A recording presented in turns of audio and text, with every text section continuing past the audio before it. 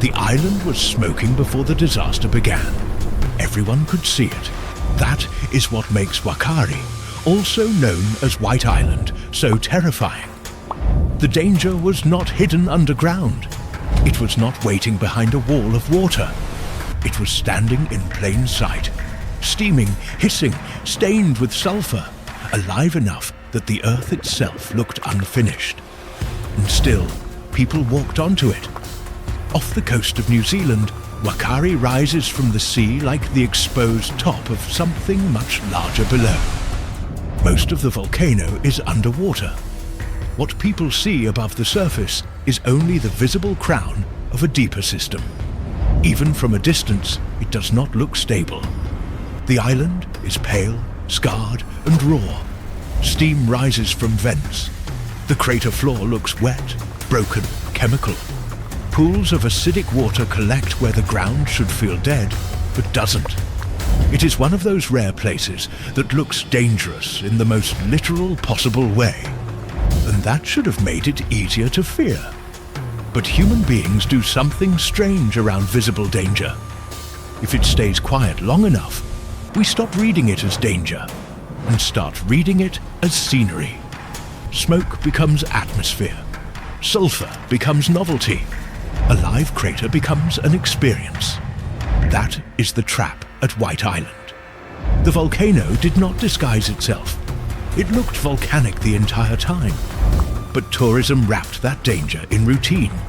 Boats arrived, guides led the way, helmets were worn, photos were taken. The landscape remained hostile, yet the structure around it made that hostility feel visitable.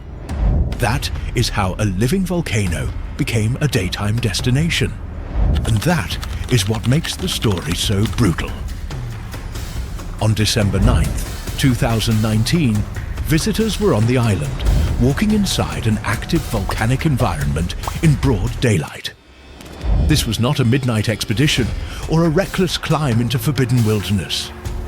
These were ordinary people standing inside a crater system that had already warned them with its appearance what it was. Then the volcano erupted. The violence of that moment is hard to process because it combined speed and exposure at once. There was almost no meaningful time between normality and catastrophe. One moment there was walking, talking, looking, photographing. The next, a blast of superheated ash, steam, gas, and debris exploded through the crater area. And there was no real shelter. No building to run into, no tree line, no deep cover. Just open volcanic ground, becoming instantly unsurvivable.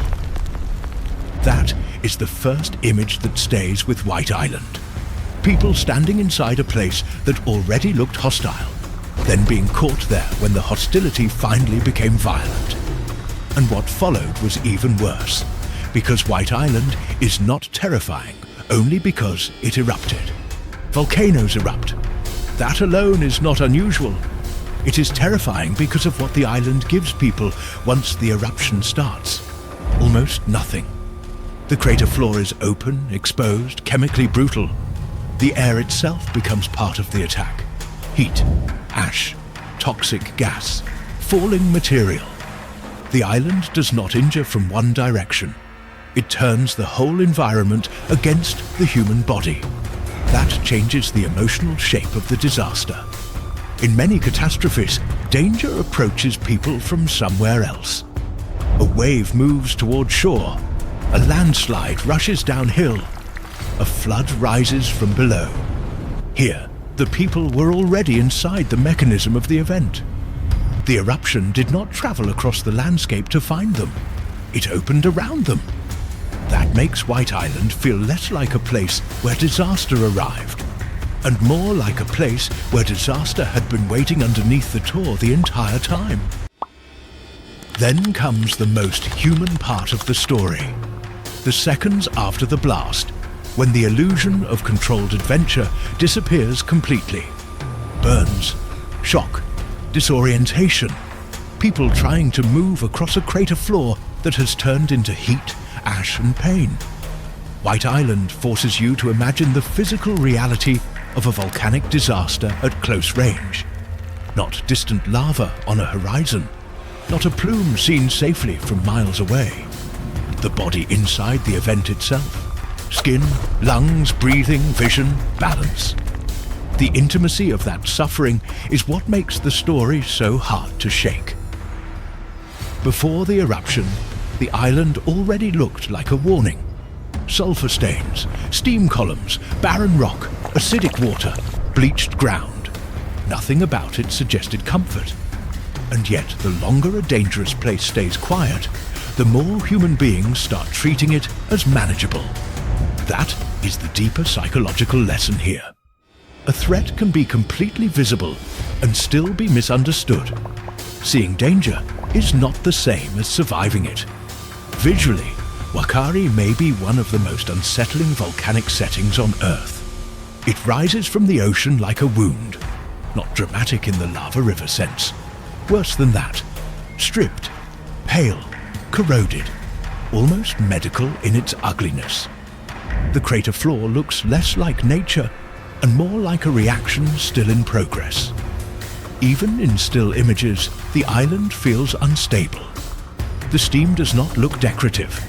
It looks like the island is breathing out something it cannot contain. And once you know what happened there, every earlier image becomes more disturbing. Because the people in those photographs are not standing beside danger. They are standing inside a pause.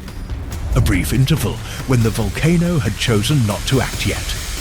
That is what White Island teaches in the most brutal possible way. Inactivity is not safety. Silence is not permission.